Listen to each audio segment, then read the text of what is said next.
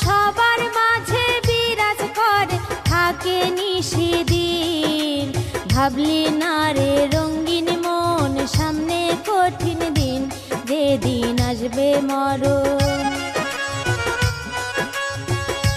যেদিন আসবে নিদান চলে যাবে পরাণের পাখি, সেদিন যেন সঙ্গে দেখি রাসূলের ছবি। মনে এই বাসনা, মনে এই বাসনা গুরুজনা রাখিয়া সামনে।